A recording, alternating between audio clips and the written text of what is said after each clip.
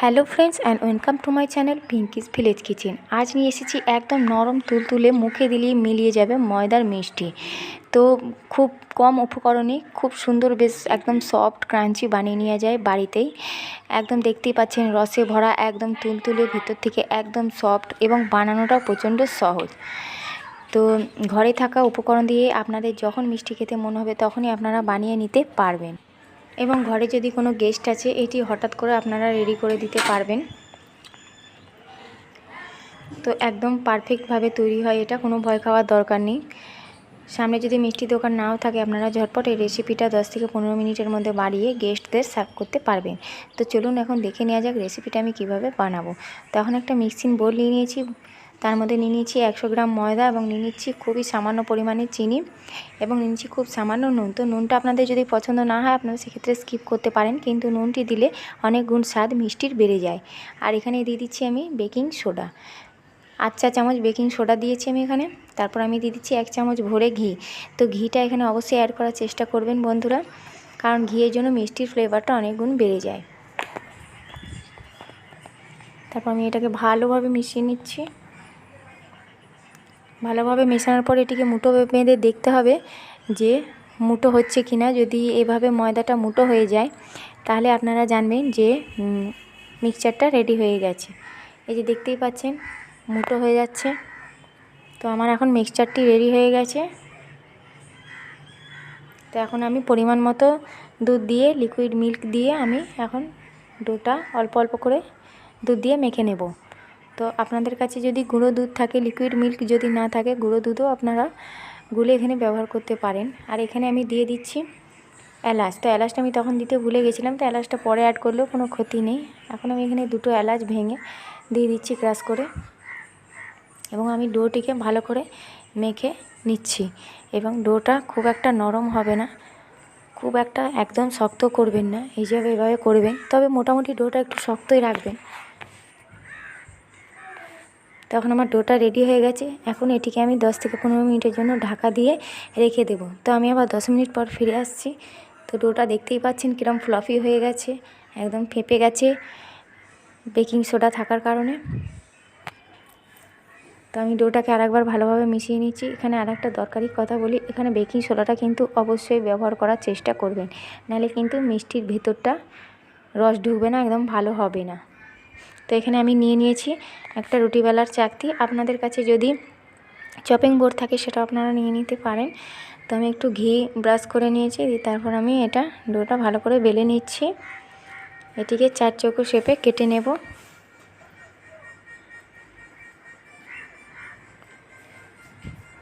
তো বেলাটা যেন খুব একটা পাতলা করবেন না, একটু মোটা রাখবেন। তো আমি এখন এটাকে 4 চৌকো শেপ করে কেটে নিচ্ছি।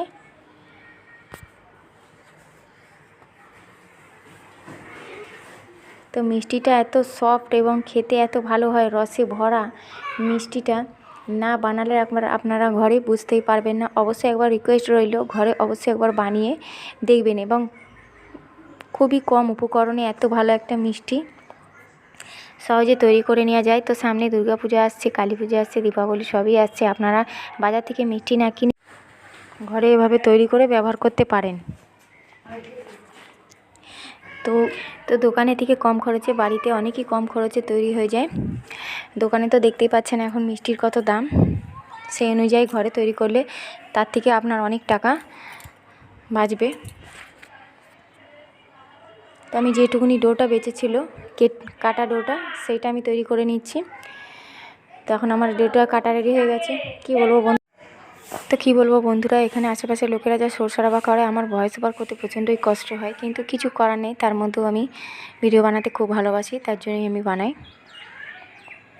তখন আমি এই কাটা মিষ্টিগুলোকে এখন আমি আবার 10 মিনিটের জন্য রেস্টে রেখে দেবো। ততক্ষণ আমি চলে যাচ্ছি গ্যাসের দিকে।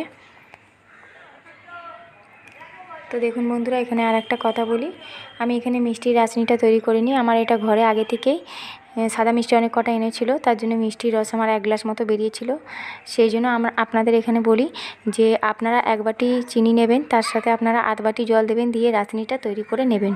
তো আমার এখানে রাঁচনিটা আগে থেকেই যেহেতু মিষ্টির রসটা ছিল, সেই জন্য আমি এই মিষ্টির রসটা আমি জাল দেবো না, হালকা গরম করে নিচ্ছি।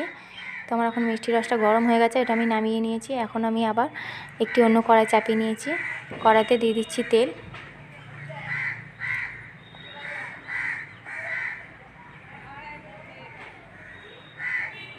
তো তেলটি একদম বেশি গরম হওয়া চলবে না, একদম লো ফ্লেমে করে তেলটি একদম হালকা হিটে যখন গরম হবে তখন আপনারা মিষ্টিগুলো কড়াইতে দেবেন।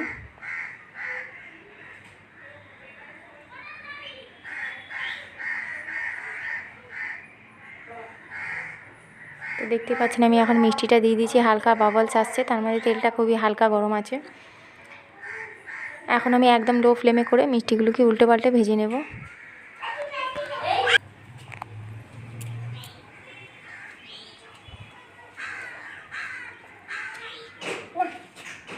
তো এখন আমার মিষ্টিগুলো দেওয়া সব কমপ্লিট হয়ে গেছে, একদম এগুলোকে লো ফ্লেমে করে ভেজে নেব।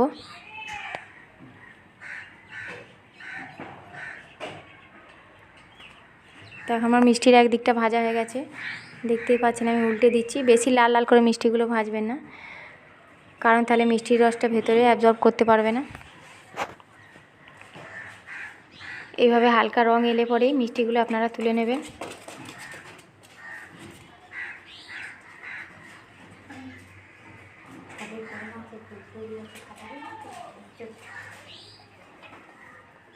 তো আমার এখন মিষ্টিগুলো ভাজা রেডি হয়ে গেছে, এখন আমি তুলে নেব মিষ্টিগুলো।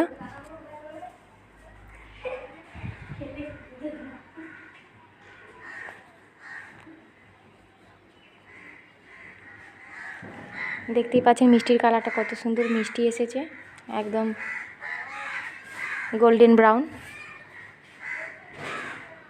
তো আমি এখন গরম করে রাখা মিষ্টির রসে আমি মিষ্টিগুলো দিয়ে দিলাম। তারপর আমি দ্বিতীয় ব্যাচটি আবার একই রকমভাবে ভেজে নিচ্ছি। তো আমার এখন দ্বিতীয় ব্যাচটি ভাজা রেডি হয়ে গেছে।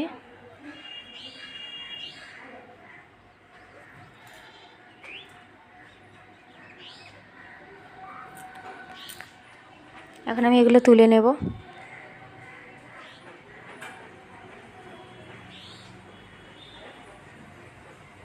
তো আমি এখন দ্বিতীয় ব্যাচটিও রসে এভাবে চুবিয়ে দিচ্ছি, দিয়ে রসে চুবিয়ে এভাবে 10 থেকে 15 মিনিট রাখলেই মিষ্টিগুলি সব রসটাকে অ্যাবজর্ব করে নেবে এবং ফুলে তার দ্বিগুণ হয়ে যাবে। তো দেখুন আমার এখন হয়ে গেছে। 15 মিনিট পর আমি ফিরে এসেছি আপনাদের সামনে আবার মিষ্টিটা নিয়ে। তো দেখুন মিষ্টির কালারটা কত সুন্দর হয়েছে বন্ধুরা, একদম কাছ থেকে আপনাদের দেখাচ্ছি। একদম রসে ভরা তুলতুলে মিষ্টি, পুরো মুখে দিলেই মিলিয়ে যাবে। আপনারা বাড়িতে অবশ্যই একবার ট্রাই করবেন। দেখুন এই যে আমি টিপে দেখাচ্ছি, দেখুন গোটাটাই রসটা পুরো মিষ্টিটা চুষে নিয়েছে,